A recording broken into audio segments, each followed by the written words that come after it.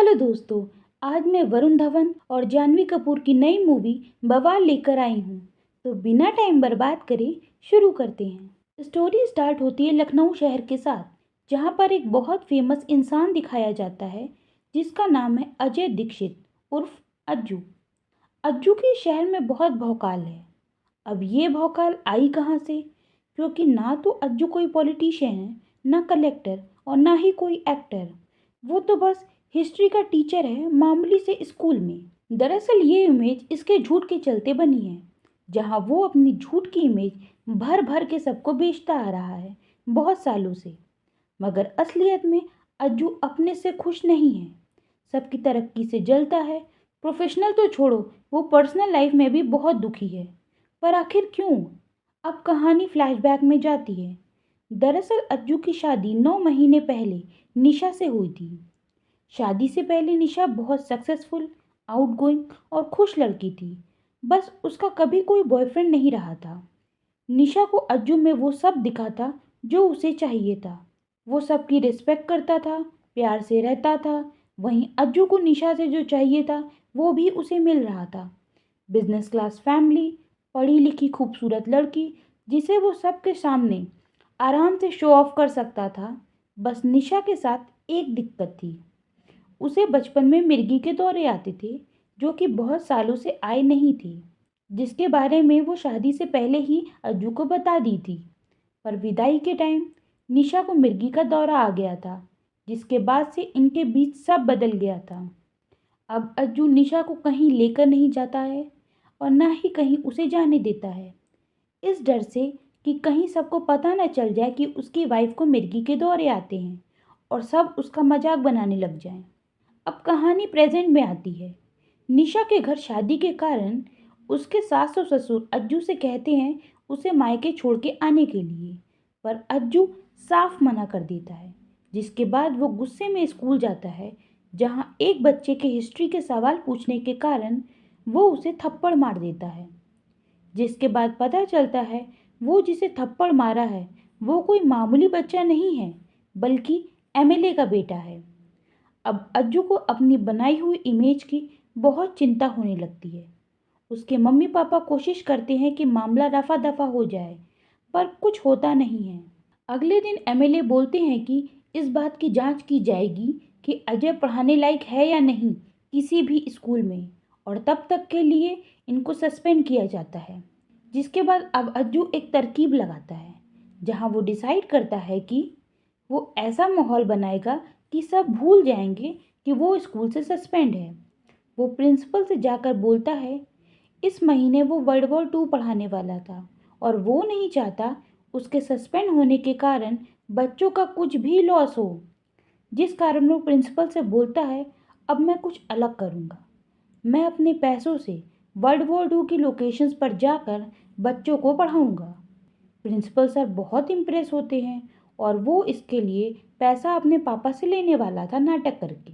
वो अपने पापा से बोलता है ना मैं कभी अच्छा बेटा बन पाया, और ना पति, और ना ही टीचर। मैं चाहता हूँ मैं यूरोप जाकर वर्ल्ड वॉर की लोकेशन से बच्चों को पढ़ाऊँ और साथ ही साथ निशा को भी अपने साथ ले जाऊँ। शायद तब हमारा रिश्ता थोड़ा आगे बढ़ जाए। वो जानता था उसके पापा निशा के नाम पर पैसा दे देंगे, इसलिए उसने निशा का बहाना किया था सबके सामने। निशा बहुत खुश थी। वो अज्जू को जब अपनी खुशी दिखाने जाती है तब अज्जू बोलता है चुपचाप एयरपोर्ट से अपने घर निकल जाना, कोई भी बहाना करके। मुझे तुम्हें ले जाने में कोई इंटरेस्ट नहीं है, और जब मैं वापस आऊँगा तो तुम्हें मैं पिक कर लूँगा। निशा ये सुनकर बहुत दुखी हो जाती है। वो डिसाइड करती है तलाक का नोटिस देने से पहले वो अज्जू को सबक सिखाए बिना नहीं जाएगी। वो अगले दिन अज्जू से बोलती है मैं यूरोप जा रही हूँ, जिस पर अज्जू बोलता है मैं तुम्हें नहीं ले चल रहा। निशा कहती है तुम्हारे पैसे से थोड़ी जा रही हूँ, अपने सास ससुर के पैसे से जा रही हूँ। तुम्हें चलना है तो चलो वरना रहने दो। अब ये लोग एयरपोर्ट के लिए निकलते हैं, जहाँ निशा की फ्लाइट जर्नी बहुत अच्छी जाती है, पर अज्जू को एक गुजराती बार बार डिस्टर्ब कर रहा था। बाद में उसी गुजराती के साथ अज्जू का बैग एक्सचेंज हो जाता है। होटल पहुंचने के बाद अज्जू बच्चों को बताता है कि मैं पेरिस पहुंच चुका हूं, कल से वर्ल्ड वॉर 2 की पढ़ाई शुरू होगी। पहले दिन निशा बहुत अच्छे से घूमती है क्योंकि वो पहले भी फॉरेन कंट्रीज घूम चुकी है। वहीं अज्जू को पहले टैक्सी वाला ठगता है, फिर वो म्यूजियम के नाम पर म्यूजिकल शो पहुंच जाता है, जिस कारण वो दिन भर इसी में बिजी रहता है और बच्चों को पढ़ा भी नहीं पाता है। होटल पहुंचने के बाद वो देखता है निशा अच्छे से सस्ते में घूम कर आई है, जिस कारण अगले दिन वो निशा को अपने साथ चलने को कहता है। पहले तो निशा ताना मारती है कि जब कोई लड़की पहली बार ससुराल जाती है तब उसे केवल अपने पति पर भरोसा होता है। तब तुमने मेरी मदद की थी। पर अज्जू के बार बार बोलने पर वो कहती है ठीक है मैं चलूंगी। और अगले दिन ये लोग साथ में घूमने निकलते हैं, जहाँ ये लोग पेरिस की लोकेशन पर जाते हैं, जहाँ हिटलर भी कभी नहीं पहुँच पाया था क्योंकि लोगों ने लिफ्ट खराब कर दी थी। और वहाँ जो जो निशा अज्जू को बताई थी, अज्जू वो बच्चों को पढ़ा देता है। एक जगह पर खुद अज्जू निशा के साथ फोटो खिंचाने को कहता है एक आदमी से, मगर वो अज्जू का फ़ोन लेकर भागने लगता है, जिसके बाद निशा शॉर्टकट का यूज़ करके उसको पकड़ लेती है। फिर बोट से घूमते टाइम निशा पूछती है अब तुम्हें इमेज की नहीं पड़ी है कि कहीं मुझे फिर से फिट्स ना आ जाए, जिस पर अज्जू कहता है यहाँ कौन जानता है हमें। इसके बाद निशा की सास निशा से पूछती है तुम्हारे कंगन कहाँ हैं, जिस पर वो बोलती है ड्रॉअर में। वहाँ देखने पर उसकी सास को डिवोर्स के पेपर मिलते हैं।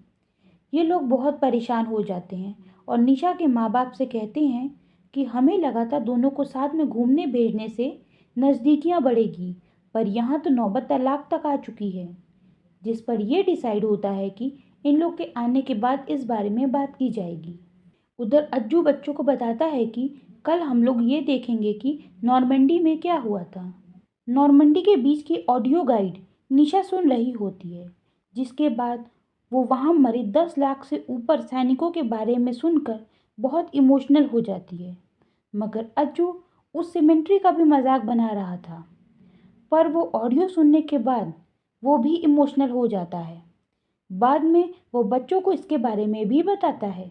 इधर निशा पूछती है तुम्हारे लिए इमेज इतनी इम्पोर्टेंट क्यों है, जिस पर अज्जू कहता है बचपन से मैं हर चीज़ में बीच में रहा, जिस कारण मैं सब्जी में धनिया बनकर नहीं रह जाऊं और तुम जैसे टॉपर्स के साथ बैठ सकूं। मैंने अपनी इमेज पनीर जैसी बनाई है।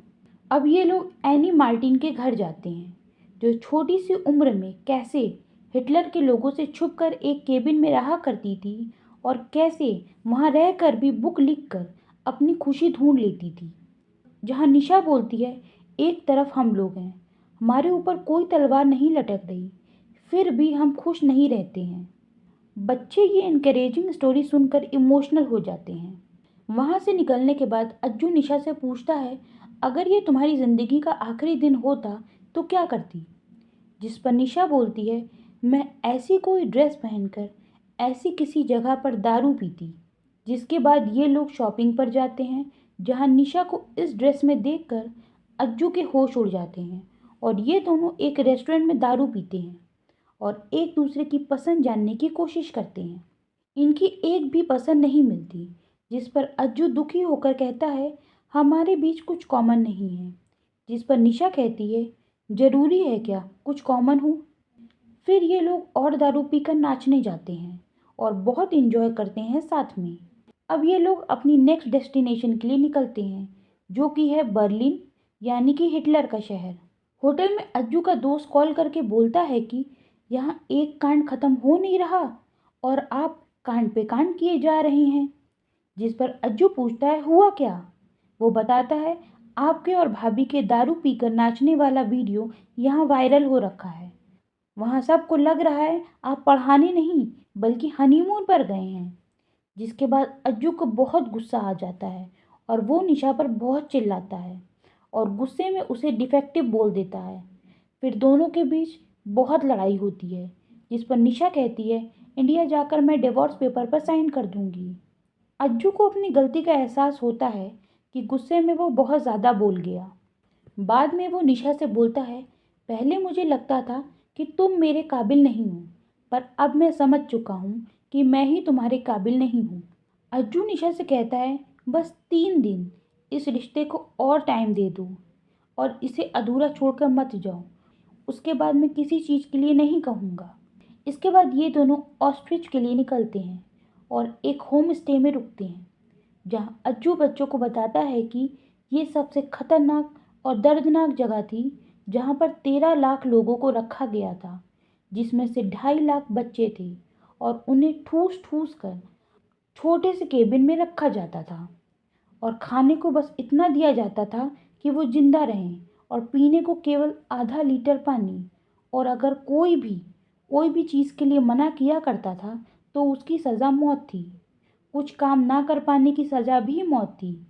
इस तरह करते करते 11 लाख लोगों की हत्या कर दी गई थी इस जगह पर। वो होम स्टे वाला फॉरेनर पूछता है, कैसा रहा सब?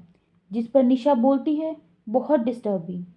जिसके बाद ये फॉरेनर इनको उस ऑस्ट्रिच हत्याकांड के सर्वाइवर एलेक्स के इवेंट में लेकर जाता है, जहां वो बताता है कि मुझे लगता है मैं ठीक ठाक पति था। मैंने कभी अपनी वाइफ को चिल्लाया नहीं, कभी हाथ नहीं उठाया, मगर हाँ, कभी मैं उसे बाहर भी नहीं लेकर गया, न फूल दिया। पर जब तक मैं इस रिश्ते की अहमियत समझ पाता, हम लोग को यहाँ ऑस्ट्रिच में वो लोग ले आए थे। हमें केवल 1 घंटा मिलता था पूरे दिन में एक दूसरे से मिलने के लिए, और वो 23 घंटे के लिए उम्मीद की तरह था। फिर एक दिन वो नहीं आई और मैं समझ गया कि अब वो नहीं आएगी। जब वो चली गई तो मैं सबसे ज़्यादा सुबह उठकर उसको देखना मिस करता था, उसकी खुशबू मिस करता था और उसका खाना मिस करता था। हर किसी का रिश्ता कभी न कभी ऑस्ट्रिच के पड़ाव में पहुंचता है, और तब जाकर हमें उसकी अहमियत समझ आती है। और ये सब सुनकर निशा और अज्जू रो पड़ते हैं। उधर एमिली बच्चों को सरप्राइज टेस्ट लेता है, ये देखने के लिए कि अजय कितना पढ़ा रहा है और कितना नहीं। अगले दिन अजय और निशा ऑस्ट्रिच के गैस चैम्बर में जाते हैं, जहां कैदियों के कपड़े उतरवाकर नहाने के बहाने यहाँ लाया जाता था। बाद में उस गैस चैम्बर में पेस्टिसाइड डालकर सब कैदियों को मार डाला जाता था। ये सब फील करके निशा को मिर्गी का दौरा आ जाता है, जिसके बाद अज्जू इसका बहुत ख्याल रखता है, उसका सामान भी पैक करता है एयरपोर्ट के लिए। पूरी फ्लाइट पर अज्जू निशा का ख्याल रखता है। इंडिया पहुंचने पर अज्जू को लगता है निशा अपने मायके चली जाएगी, पर निशा जैसे ही उसके साथ चलने को कहती है, अज्जू बहुत खुश हो जाता है। घर वाले दोनों को साथ देखकर बहुत खुश होते हैं। जिसके बाद अज्जू निशा से कहता है, अब मैं तुम्हें जॉब करने से नहीं रोकूंगा। अब अज्जू स्कूल जाता है, जहाँ वो बोलता है, मैं बहुत ही बेकार टीचर हूँ, मगर पिछले 15 दिन मैंने बहुत मन से पढ़ाया है, पर इससे मेरे पुराने पाप नहीं धुल जाएंगे। और वो अपना रेजिग्नेशन लेटर दे देता है। जिसके बाद एमएलए बोलता है, आपके बच्चों का सरप्राइज टेस्ट लिया गया था, आप डिस्टिंक्शन के साथ पास हुए हैं। हम नहीं चाहते कोई अच्छा टीचर यहाँ से चला जाए, इसलिए आप यहीं रहेंगे।